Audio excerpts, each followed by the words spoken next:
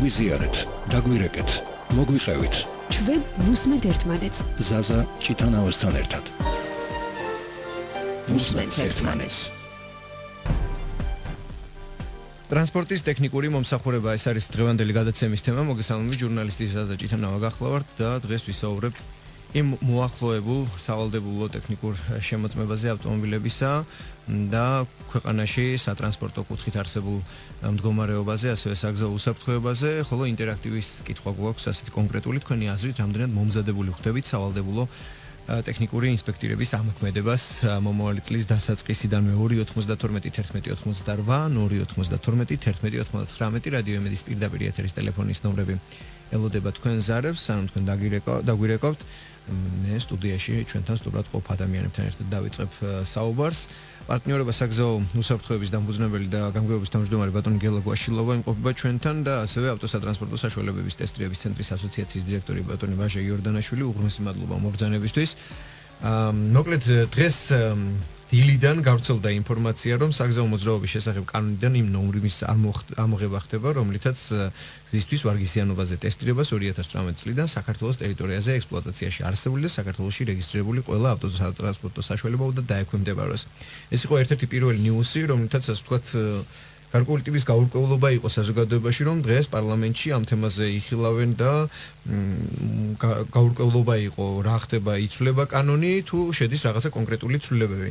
მოგვიანებით გავრცელდა ეკონომიკის მინისტრის მოადგილის განმარტებას, სადაც აღნიშნა, რომ კეთდება გრაფიკი და იქ აღნიშნულია, რომ 2 წლის განმავლობაში ყველა ავტოსატრანსპორტო საშუალებას ტექნიკური ინსპექტირების გავლა მოუწევს და იქვე მიუთითა, რომ 1 იანვრიდან იწყება რეფორმა. მოკლედ გელა, რამდენად მიცივი, დღეს საკანონმდებლო ორგანოში ბრძანდებოდი, ეს განხილვა იყო საკომიტეტო მოსმენაზე და თუ შეგიძლია, ასე ვთქვათ, აგვიხსნა რა ხდებოდა დღეს საკანონმდებლო ორგანოში და რა სიახლე გვაქვს.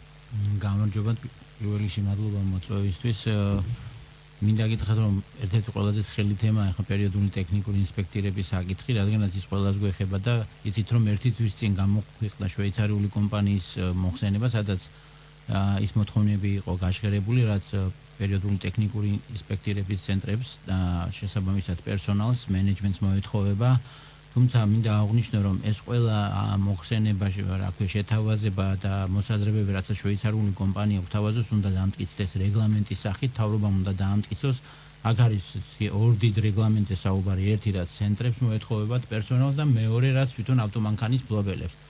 ამის შემდეგ თითქოს პაუზა იყო, გაიარდა, თუმცა საზოგადოებას აქვს მოლოდინი და უნდა რომ კონკრეტულად მიიღოს პასუხი, თუ როგორ განხორციელდება პერიოდული ტექნიკური ინსპექტირების პროცესი, როდის დაიწყება, ვის შეეხება კონკრეტულად, რა ტიპის ავტომობილების ავტომანქანებს, როგორი სტანდარტები იქნება იგივე უსაფრთხოების თვალსაზრისით, ჰაერის დაბინძურების თვალსაზრისით და დღეს პარლამენტში სხვა საკითხთან დაკავშირებით ვიყავი განხილვაზე და ერთ-ერთი საკითხი, რომელიც წარმოადგენილი იყო, ეს იყო ეკონომიკის სამინისტრომ წარმოადგინა ის ცვლილებები, რას ითვალისწინებს რამდენიმე მიმართულებას. პირველი რაც ამ ცვლილებებში, რასაც გავეცანი ამ ეტაპზე, ეს არის, რომ ზოგადად ჩვენთან დათვალიერების მაგივრად ეს ინსპექტირება შემოდის სიტყვა და ამ ცვლილებაში აგრეთვე ტექნიკური დათვალიერების ნაცვლად ტექნიკური ინსპექტირება, რომ ხაზი გაესვას, რომ ეს უბრალოდ დათვალიერება არ იქნება და იქნება ინსპექტირება, რაც კარგია, ბუნებრივია, საერთაშორისო სტანდარტია. შემოწმების ცოტა მაღალ დონის უსაფრთხოებაა.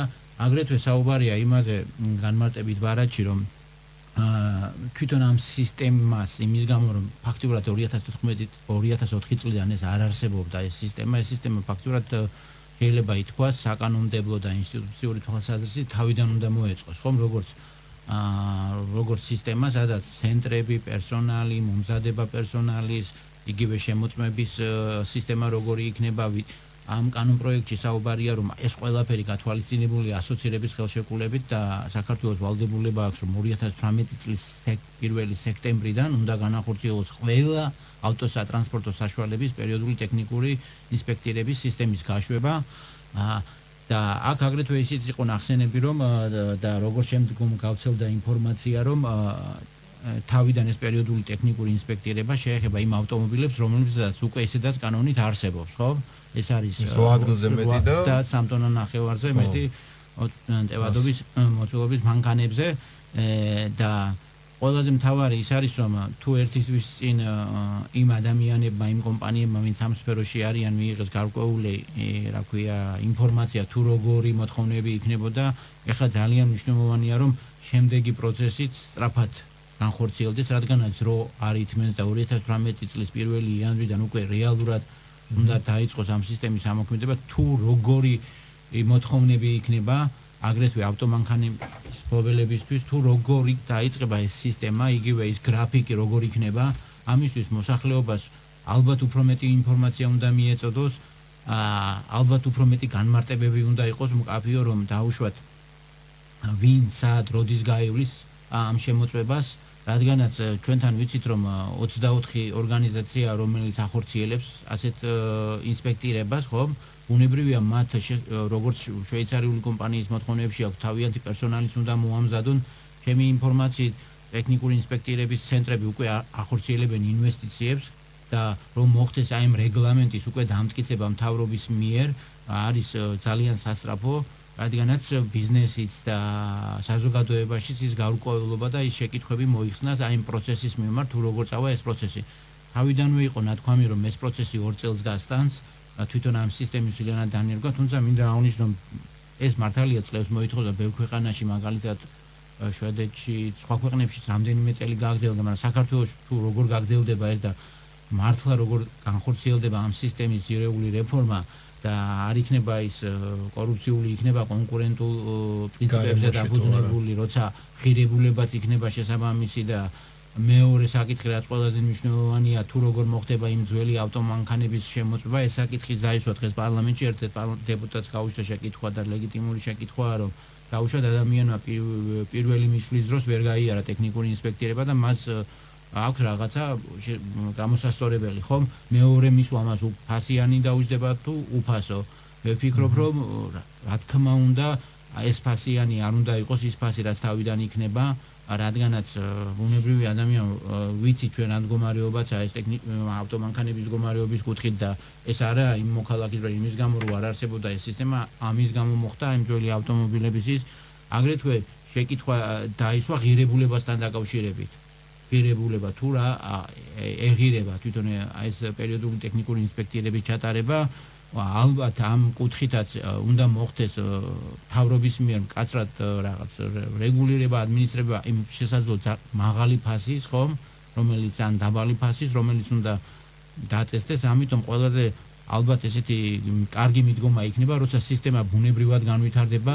ჩვენ გამოვიყენებთ დღეს არსებულ ტექნიკური ცენტრების რესურსებს ხომ ეს ადამიანები უკვე მუშაობენ აქ დასაქმებული არიან და მათი უნარების განვითარებაში კენ უნდა იყოს ეს სისტემა მიმართული რომ მათ უსაფრთხოების კუთხით, სხვა კუთხით შეიძინონ ცოდნა და არა რაღაც სრულიად თავიდან შეიქმნას და ამიტომ მნიშვნელოვანია რომ აი ამ პროცესში ჩართულ უშუალოდ აი ამ რეგლამენტების შემუშავებაში რასაც გვია ხომ ორივე მიმართულებით ცენტრების მიმართ და მძღოლების მიმართ და ავტომანქანის ფლობელების მიმართ უფრო მეტი აქტიური ჩართულობა უნდა იყოს ექსპერტების, არასამთავრობო ორგანიზაციების და უშუალოდ ცენტრების, ვინც არის თავარი დაინტერესებული და ვიზეც არის დამოკიდებული, ვინც გადაივლის ეს ყველაფერი. განახორციელოს, ხო? მათაც უნდა ვკითხოთ, რა შეუძლიათ, რა ჭირდებათ, როგორი ტიპის ხარდაჭერა ჭირდებათ ამ ეტაპზე სახელმწიფოსგან და ჩვენ ვფიქრობთ, რომ აი ეს ბაზარი უნდა იყოს მაქსიმალურად გახსნილი ადგილობრივი კადრები, ადგილობრივი რესურსები რო ჩაიდოს და როგორც ადამიანური ისე სხვა ინვესტიციები განხორციელდეს. დღეს პარლამენტის დარგობრივი ეკონომიკის სხდომის დეტალები ამ თემაზე ალბათ მოგვიანებითაც გახდება ცნობილი, რასაც მე ვხვდები, ალბათ აქ იყო საუბარი იმაზე, რომ მომავალი წლის დასაწყისიდან, როდესაც ამოქმედდება ტექნიკური ინსპექტირება, ეს არ ნიშნავს, რომ ყველა ერთბაშად უნდა მივიდეს ცენტრებში, არამედ აქ საუბარია, რომ პირველ ეტაპზე, ასე ვთქვათ, 8 ადგილზე მეტი და 3 ტონა ნახევარზე მეტი მოცულობის მქონე ავტომობილებს დაეკისრება და ასე ვთქვათ, ვალდებულება, რომ პირველები ესენი უნდა მივიდნენ. ეს არის ჩემი აღქმა ამ დროისთვის და ალბათ ეს არის პირო ბრჭყალებში გრაფიკის გაწერის მცდელობა, არ ვიცი, ასე ალბათ შეიძლება ითქვას, რომ დღეს რაც გაცხადდა იმ პირველი დოკუმენტის შემდეგ, რაც ჯერჯერობით იკითხება და რაც საშუალებას გვაძლევს რომ დავასკვნათ ეს არის რომ თავრობამ თქვა რომ ეს იქნება გრაფიკის მიხედვით განხორციელებული პროცესი და აი ამ გრაფიკში პირველი ვისაც ჩაუტარდება და ვისაც მოეთხოვება, ეს იქნება ის ავტომობილები, რომლებსაც ისედაც ევალებათ, თუმცა იმის გამო, რომ ბევრი პრობლემები იყო ხარვეზები, როგორც ინსპექტირებაში ბევრი კუთხით, ამიტომ და იმის გათვალისწინებით თუ რა რესურსები აქვს ქვეყანას, ხო? ფიზიკური რესურსები რო ჩადარდეს, ალბათ ამ ავტომობილებზე და უფრო მაღალი მოცულობის ძრავის მქონე ავტომობილებზე იქნება შემდეგი ეტაპი. მსმენელია ხაზზე, ყურსასმენი მოვირგოთ, მოკლედ თქვენთან ვერგად მოვედი შეკითხვით ბატონო. მოირგეთ ეს ყურსასმენი. საღამომშვიდობისა გისმენთ პირდაპირ ეთერში ბრძანდებით. საღამომშვიდობისა გენოძორ. გისმენთ და მოკლედ ჩამოაყალიბეთ თქვენი კითხვა. ავტოდათვალიერება ისეთი უნდა იყოს, კარგი რა თბილისში უკვე ცხოვრება გასაჭირი, ყელი გეწვის ამ ჯერ ერთი ბენზინები უნდა შეამოწმონ, როგორია ეს ბენზინი, შეეფარდება იმ სტანდარტს. გარემოს დაცვის სამინისტრო გვეუბნება, რომ ამოწმება შეესაბამება. ჯართები გიჭირს, მე რომ აჭუკა არ მინდა, რა თქმა უნდა, მაგის რემონტზე ხარჯობ ფული. ამიტომ დათვალიერება უნდა იყოს უაღრესად ძალიან სიმკაცრით ერთი ეს მეორე კიდევ მონტევიდეოში თქვენ გადაცემაში უსმენთ 2 მილიონი მანქანაა, მაგრამ იქა გამონაბოლქვი და ისინი არ არის ასეთი მილიონია მცხოვრები. დაინია ჩვენ ველურები გაგვთ პაპუასები. გასაგებია, დიდი მადლობა. არ შეიძლება უკვე მართალი ხარ, დიდი მადლობა ზარისთვის, უღრმესი მადლობა იმისთვის, რომ ეთერში სასაუბრო დრო დაგვრჩეს, ასე ვთქვათ, თქვენ გამოხმაურებასაც ვეცდებით, რომ გარკვეული რეპლიკით გავცეთ პასუხი. ბატონო ვაჟა, თქვენ ტესტირების ცენტრების ასოციაციის დირექტორი ბრძანდებით და თქვენ ძალიან კარგად მოგეხსენებათ დღეს არსებული ხარვეზები, ჩვენ ახლა აღვნიშნეთ გელასთან ერთად, რომ 8 ადგილზე მეტი და 3 ტონა ნახევარზე მეტი ავტომანქანებისთვის ისედაც არსებობს დღეს ვალდებულება დათვალიერებისა და პირველი იანვრიდან თუნდაც მათთან მიმართება რა იცვლება და რამდენად მზად ვართ რეალურად ამ ქალაქში. მოგესალმები, მოგესალმები თქვენ მსმენელს, მადლობა მოწვევისთვის. მადლობა რომ მოვბრძანდით. პირველი და ყველაზე ესეთი მნიშვნელოვანი აბსოლუტური დაბნეულობაა ზოგადად ამ სფეროში ტესტირების ცენტრების რა შეიცით საქმე ზოგადად შარშან ბატონო გელა მისაუბრა რომ ეს GS-ი დაიქირავა მთავრობამ საკონსულტაციო ჯგუფი, რომელიც კონსულტირებას გაუწევს მთავრობას პერიოდული ტექნიკური ინსპექტირების რეფორმის განსახორციელებლად. დაახლოებით 2 თვის წინ დაიდო პირველი ანგარიში ეს GS-ის, ეს შეეხებოდა, ეს იყო მოთხოვნები პერიოდული ტექნიკური ინსპექტირების ცენტრების მიმართ, მოთხოვნები ზომებზე იყო აქ საუბარი ძირითადად შიგასივრცეებზე, ეს იყო მოთხოვნები გამზომი ხელსაწყოების მიმართ და მოთხოვნები პერსონალის მიმართ. ამის შემდეგ განაცხადი გააკეთა ეკონომიკის მინისტრმა, რომ 2018 წლის 1 იანვარს დაიწყება პერიოდული ტექნიკური ინსპექტირება და არც ერთი დღით არ გადაიდება. ეს ორი მნიშვნელოვანი მესეჯი აბსოლუტურად საკმარისი გახდა ბიზნესისთვის, რომ ამ სფეროში მოღვაწე ადამიანებმა გარკვეული რისკის ფასად მიიღეს გადაწყვეტილებები და დაიწყეს ტესტირების ცენტრების, ხაზების შეკვეთა, ფინანსური ინვესტიცია ჩადოს. რა თქმა უნდა, მაგალითად ერთ კონკრეტულ მაგალითს გეტყვით, ერთ-ერთ კომპანიამ, იმისთვის საერთოდ ავტოტეს გეორგიამ, უკვე ახლა მიდის მონტაჟი, 2 ტესტირების ხაზის, გარდა ამისა 2 ლოკაციაზე კიდევ დამატებით 5 ტესტირების ხაზია შეკვეთილი და წლის ბოლომდე დამონტაჟდება. და გარდა ამისა საქართველოს მასშტაბით მთლიანობაში 51 ახალი ტესტირების ხაზი არის შეკვეთილი. ამ განცხადებების მერე. ეხლა დღეს რას ვკითხულობთ? ახალი აქ არაფერი არ არის ამ განცხადებაში, აქ საუბარი იმაზე, რომ პერიოდული ტექნიკური ინსპექტირება უნდა დაიწყოს 8 ადგილზე მეტი დასაჯდომი ადგილის მქონე სატრანსპორტო საშუალებისთვის, სამგზავრო და ასევე 3 ტონა ნახევარზე მეტი სრული მასის სატვირთო ავტომობილებისთვის. ეს ისედაც იყო. აქ არანაირი გრაფიკი არ იყო და უბრალოდ მათთამეთ პერიოდულობა ბუნებრივად ჩამოუყალიბდათ იქ უკვე და ისედაც და ის რომლებიც წელიწადში რა თქმა უნდა გზაც იციან და პერიოდულობაც იციან როდის ეწურება და შესაბამისად როდის უნდა გაიარონ ტესტირება. აქ ახალი არაფერი არ არის, ახალი მიდგომა იყო ის რომ როგორც დაანონსებული იყო მინიმუმ უნდა დაწყებული იყოს 3 ტონა და 3-დან 2 ძრავიანი ავტომობილებისთვის სავალდებულო ტესტირება და ამაზე უნდა ყოფილიყო, უნდა გაწერილიყო პერიოდულობა, ანუ გრაფიკი, ვის როდის უნდა გაივლო ტესტირება. ამისთვის ემზადებოდნენ პერიოდული ტექნიკური ინსპექტირების ცენტრები, გარდა ამისა საუბარი იყო ასევე სახელმწიფო სატრანსპორტო საშუალებებზე და ასე ვთქვათ იურიდიული პირის სატრანსპორტო საშუალებებზე. ეს ჯამში შეადგენდა მაშინდელი დათვლითაც დაანონსდა კიდევაც 265,000 ერთეულს. თუ გავითვალისწინებთ იმას, რომ დღეს საქართველოში მოქმედ 26 ტესტირების ქონდა 35 ტესტირების ხაზი, პლუს ამას თუ მივუმატებთ იმ ახალ 51 ტესტირების ხაზს, ეს აბსოლუტურად საკმარისი იყო ამ რეფორმის უმტკივნეულო დასაწყებად. ეხლა ჩვენ ვიგებთ, რომ ეს რეფორმა მე-7-ჯერ გადაიდო. არ ვაჭარბებ. 2004 წლიდან გაუქმდა. დაანონსდა რომ უნდა დაწყებულიყო 2018 წლის 1 იანვარს, ეს მე-6 დაანონსება იყო ამ 13 წლის განმავლობაში. დღეს ხო თქვა ეკონომიკის ministris მოადგილემ აი ნიუს რასაც ვკითხულობთ, რომ ვაცხადებთ, რომ 2018 წლის 1 იანვრიდან რეფორმა იწყება და მომდენ 2 წელი. გასაგებია, ესე დაანონსდა, რომ იანვრიდან უნდა დაწყებულიყო 2 თვის წინ. მაგრამ რეალურად არაფერი არ იწყება, გრძელდება, რაც იყო ის ტესტირება იმ სავალდებულო ტიპის მანქანებზე, იგივე ტიპის მანქანებზე. ახალი აქ არაფერი არ არის. უბრალოდ აქ იკითხება გაცილებით სხვა რაღაც გარკვეული, არ ვიცი მე რა დავარქვა, სავარაუდოდ აქ როგორც ჩვენამდე მოვიდა ინფორმაცია, შეიძლება იყოს საუბარი მაგალითად ინტერესთა გამოხატვაზე, შეიძლება იყოს კონკურსზე, შეიძლება იყოს ტენდერზე საუბარი. იმისთვის რომ თქვათ პირობითად იმ ადგილებში, სადაც ჯერ კიდევ არ არის ტესტირების ცენტრები და ის ხარვეზები, რაც დღეს არის თქვათ აღმოჩენილი, ამის დასაფარაოდ შეიძლება გაიმართოს კონკურსი და მიეცეს კონკრეტულ რომელიმე სუბიექტს საშუალება, რომ თქვათ განავითაროს ეს სფერო, ტესტირების სფერო ამ ახალ ლოკაციებზე, რომელიც სახელმწიფოს მიერ იქნება გამოყოფილი, რაც ბუნებრივად აჩენს ძალიან ბევრ კითხვას ჩვენთვის. და აქედან გამომდინარე, ეს ჩვენთვის საინტერესოა, რაც უფრო დროულად იქნება გამოქვეყნებული პერიოდულობა, ამისთვის ჩვენ მზად, როგორც გითხარით, მზადაც ვიყავით, შევიძინეთ კიდევ ტესტირების ხაზები და პერსონალის გადამზადება ხდება ეხლა კონკრეტულ ცენტრებში, სტაჟიორები ყავს საყვანილი და შესაბამისად ხდება მათი ტრენინგი.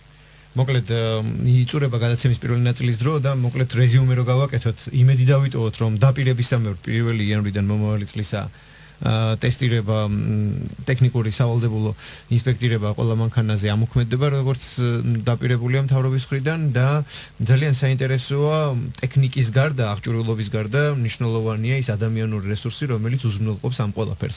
მეორე ნაწილში გადაცემისა სწორედ ამ თემაზე განვაგრძოთ დიალოგი, რამდენიმე წუთში კვლავ პირდაპირ ეთერში ვიქნებით. გაგვიზიარეთ, დაგვირეკეთ, მოგვიყევით. ჩვენ ვუსმენთ ერთმანეთს.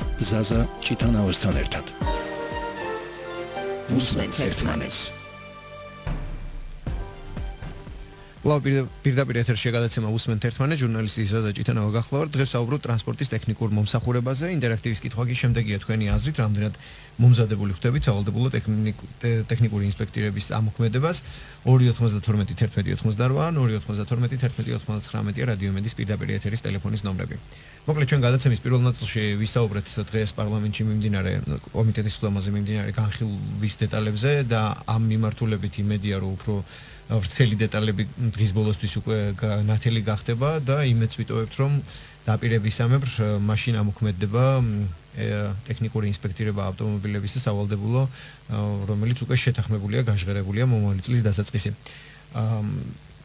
2 თუ 3 დღის წინ, ბატონ გელა, თუ არ ვცდები, თქვენი ორგანიზაციის ხელმძღვანელობით გაიმართა გარკვეული შეხვედრა, სადაც გაჟღერდა ის, რომ თქვენ უმაღლეს სასწავლებელში ადაპტირებას იწყებთ კონკრეტული სასწავლო მოდულისა, რომელიც გულისხმობს საგზაო უსაფრთხოების, სატრანსპორტო მიმართულებით, ასე ვთქვათ, ცნობიერების ამაღლებას, ხო?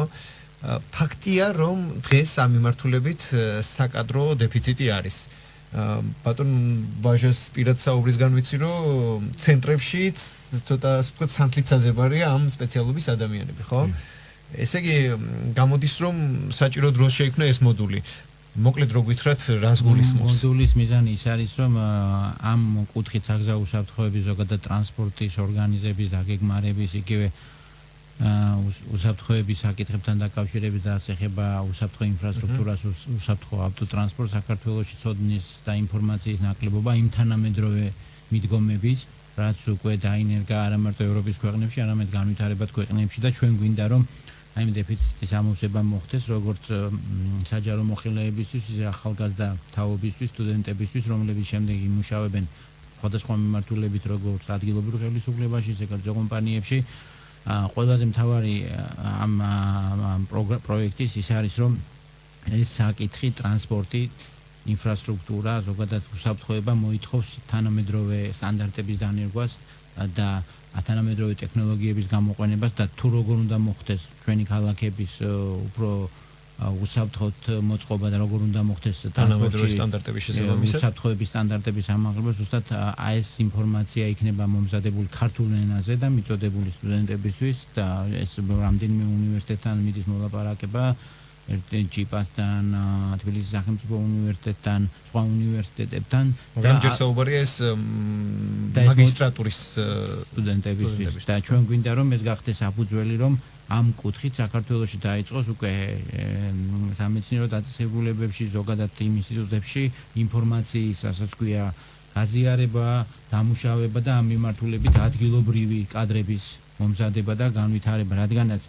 ჩვენ შემთხვევაში როცა ვსაუბრობთ იგივე პერიოდულ ტექნიკურ ინსპექტირებაზე, პერსონალზე, გაიდლაინიც არ არსებობს ქართულ ენაზე და უნდა შეიქმნას ესეთი სახელმწიფო თუ როგორ უნდა მომზადდეს პერსონალი, თუ როგორ უნდა რა სტანდარტებით უნდა მოახდინონ მათ იგივე ამ პროცესის ჩატარება უამრავი საკითხია რაც მოითხოვს ქართულ ენაზე როგორც ცოდნის კუთხით შექმნას და ტრენინგების შექმნას, მოდულების შექმნას და ეს ერთ-ერთი ნაბიჯი ამ მიმართულებით რომ საფუძველი ჩაიყვაროს ტრანსპორტის და საგზაო უსაფრთხოების კუთხით აი ესეთი კადრების მომზადების ადგილობრივ სისტემას. თეორიული ბაზის შექმნასაც.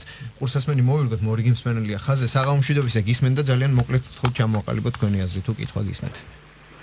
გამარჯობა ბატონო ზაზა, მიესალმებით სტუმრებს და მე ესეთი კითხვა მაქვს. აი უпростоრეთ ემიგრანტებიდან გადმოცემული. ეს სისტემა არსებობს როგორც ევროპის დემოკრატიულ ქვეყნებში, ასევე ამერიკულ ქვეყნებში, სადაც პრაქტიკულად მოსახლეობას არ უწევს კატალიზატორის მოხსნა, იმიტომ რომ არის ბენზინის შესაბამის ფარმში ყოველივე ტყუილების გარეშე. ეხლა ისინი ძახიან თქვენთან არსებული სოციალური სიტუაციისა, რამაც გამოიწვია პრაქტიკულად წლიანი მინისტრთა კაბინეტების ცვლილება და შეკვეთა და სეკვესტრი და შეიცვალა გარემოს დაცვის მინისტრი, რომელიც ვალდებული იყო, რომ პრაქტიკულად ყურადღება მიექცია იმ უვარგისი ბენზინისა, რომელიც ავალდებულობდა მოსახლეობას და აიძულებდა რომ კატალიზატორი მოეხსნათ. არსებულ სიტუაციაში როგორ იქნება?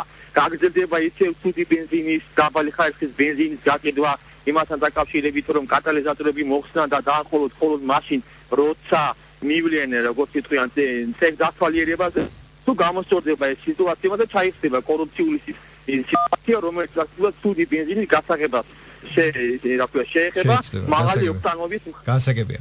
დიდი მადლობა თქვენი კითხვის არსი გავიგე.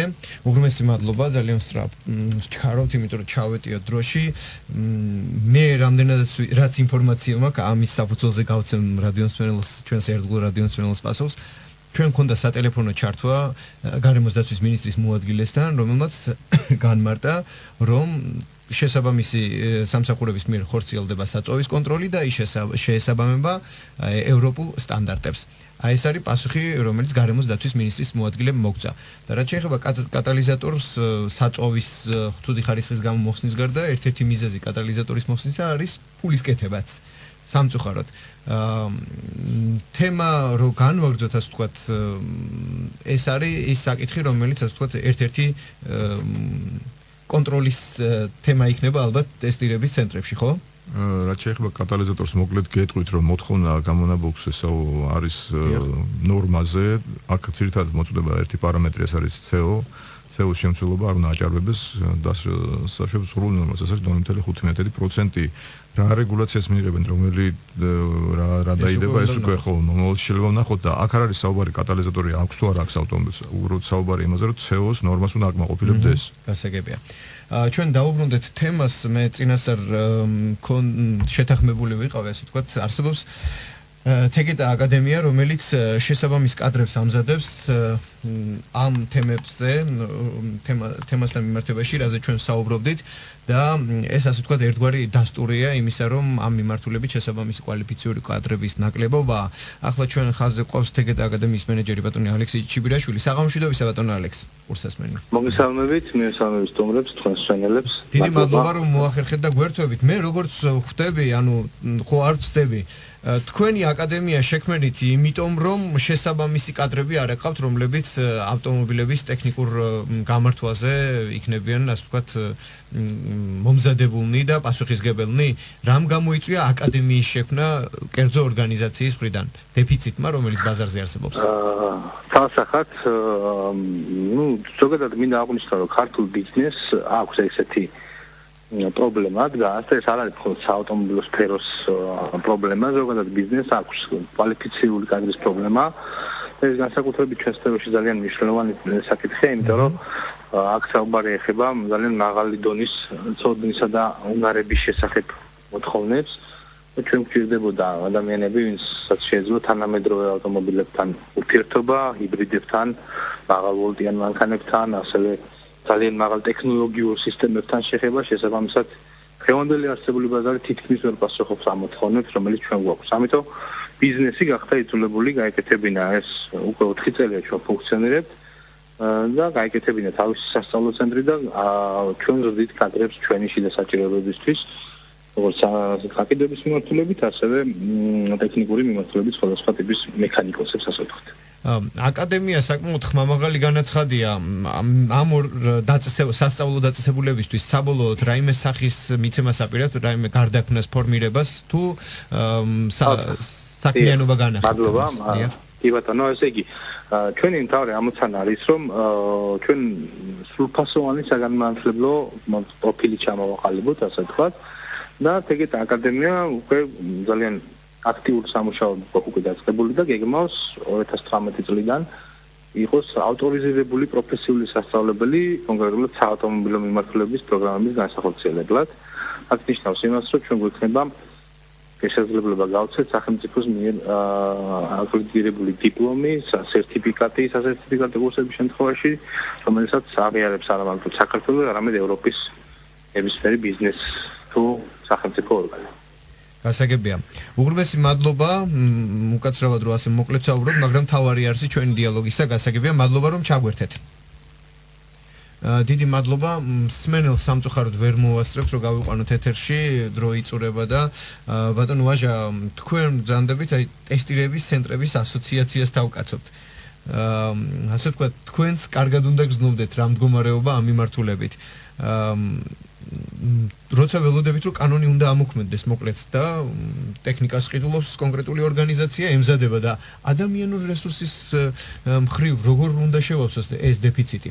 ძალიან მნიშვნელოვანი ბატონ გელამ დაანონსა რომ იქნება გარკვეული სამუშაოები ტარდება იმის რომ კვალიფიციური კადრი მოვიძიოთ ბაზარზე რეალურად ნამდვილად არის ეს პრობლემა თქვენმა სტუმარმა რომელიც ჩაერთო თეგეტადან აღნიშნა რომ სერიოზული პრობლემაა ამ კუთხით და ეს ძალიან მნიშვნელოვანია შეიძლება გამზომე ხელსაწყოები ვიყიდოთ შეიძლება ავაშენოთ ტესტირების ცენტრები თუმცა კვალიფიციური კადრის მომზადება გადამზადება მათ პერიოდული ამაღლება კვალიფიკაციის ეს სერიოზული პრობლემაა ჩვენ დღევანდელ დღეს გვიწევს მხოლოდ საკუთარ ბაზაზე მოძიება პერსონალის ადგილზე დატრენინგება და შემდგომ ამისა მათ კვალიფიკაციას ადასტურებს უკვე აკრედიტაციის ცენტრი ძალიან კარგი და მნიშვნელოვანია რომ საქართველოში იყოს მომზადების და გადამზადების ცენტრები პერსონალის ტექნიკური მიმართულებით. ეს რაც შეეხებოდა კონკრეტულად პერსონალს. რაც შეეხება მე დაუბრუნდები წინა თემას, როდესაც პირველ ნაწილში რომ საუბრობდით, როდესაც ეკონომიკის მინისტრმა დაანონსა, რომ დაიწყებოდა პერიოდული ტექნიკური ინსპექტირება 1 იანვარს, იქვე დაანონსა, რომ ბაზარი იქნებოდა აბსოლუტურად თავისუფალი, რაც ნიშნავს განვითარებას, ბუნებრივ განვითარებას პროცესების და ის ვინც დაინტერესებული ამ სფეროში ინვესტირებით, მას ჰქონდა საშუალება ჩაედო ინვესტიცია. ეხლა რაღაც გაჩნდა კულუარული ინფორმაცია იმის თაობაზე, რომ უნდა გაიმართოს ინტერესთა შეფასება, როგორც აღნიშნე, შეიძლება კონკურსი და გამოცხადეს კონკრეტულ ლოკაციებზე გამარჯვებულები, რაც თავისთავად საფუძველში ეწინააღმდეგება დაანონსებულ თავისუფალი ბაზრის პრინციპს. ეს ერთი. მეორე, ბაზარზე დაშვების ერთადერთი ინსტრუმენტი არის აკრედიტაცია. ის მოთამაშე, რომელსაც უნდა რომ შემოდეს ამ ბაზარზე, მან უნდა მიიღოს აკრედიტაცია. რას ნიშნავს კონკურსის ჩატარება? კონკურსში გამარჯვებული აპრიორი ნიშნავს იმას, რომ აკრედიტაციას მიიღებს და ბაზარზე დაიშვება? რა თქმა უნდა, არა. თუ კონკურსი გაიმარჯვა და ვერ მიიღო აკრედიტაცია, შედეგად მივიღებთ იმას, რომ ამ კონკრეტულ ლოკაციაზე არააკრედიტებული ტესტირების ცენტრი ვერ იფუნქციონირებს. ანუ აბსოლუტურად მივიღებთ კოლაფს, საკანონმდებლო კოლაფს. აქედან გამომდინარე, ძალიან მნიშვნელოვანია რა ჩანაწერი გაკეთება და როგორ იქნება საბოლოო ჯამში, რა სახით იქნება წარმოუდგენელი აღნიშნული რეფორმა, რა პერიოდულობით, რა კანონით შევა ძალაში აღნიშნული 1 დეკემბერი ორ კვირაში ძალიან მალე და იმედი გვაქვს რომ ამას დაანონსებული თავისუფალი ბაზრის პრინციპი ბოლომდე შენარჩუნდება. მოკლედ ამ საიმედობაში მეც შემოგიერთდებით, პრინციპში ჩვენი გადაცემისთვის გამოყოფილი დრო უახლოვდება დასასრულს, ასე ვთქვათ, ორი ძირითადი თემა გამოგვივიდა, სავალდებულო ტექნიკური ინსპექტირება და შესაბამისი კადრების არსებობა. აქვე აღნიშნავ, რომ როდესაც კონფერენციაზე ამ თემაზე, რომელიც თქვენი ორგანიზაციის ხელმძღვანელობით წარიმართა, ამ თემაზე იყო დისკუსია, იქ აღინიშნა, რომ პრინციპში ამ მიმართულებით ტექნიკური უნივერსიტეტი მუშაობდა და იქ შესაბამისი ფაკულტეტი აღარც არის, არ ვიცი ეს რამდენად მართალია, მაგრამ ფაქტია, რომ მოთხოვნა ბაზარზე გაჩნდა, შესაბამისად მიწოდების მხრივ უმაღლესმა სასწავლებლებმა, ასე ვთქვათ, უნდა იაქტიურონ და შექმნან შესაბამისი ფაკულტეტები. დიდ მადლობას მოგახსენებთ იმისთვის, რომ მოგზავნეთ. მე რადიო მსმენელებს კიდევ ერთხელ შევახსენებ, რომ ჩვენთან სტუდიაში სტუმრად იყვნენ პარტნიორობა საგზაო უსაფრთხოებისთვის დამფუძნებელი და გამგეობის თავმჯდომარე გელა კვაშილავა და ავტოსატრანსპორტო საშუალებების ტესტირების ცენტრების ასოციაციის თავმჯდომარე ვაჟა იორდანიშვილი. დიდი მადლობა მობრძანებისთვის და იმედი მაქვს, რომ მომავალ წლის დასაწყისში უკვე იმაზე ვისაუბრეთ თუ რაოდენ საინტერესო და შედეგიანად მიმდინარეობს ავტომობილების სავალდებულო ტექნიკური ინსპექტირება. დროებით. გაგვიზიარეთ, დაგვირეკეთ, მოგვიყევით 292 11 88 292 11 99. ვუსმენთ ერთმანეთს.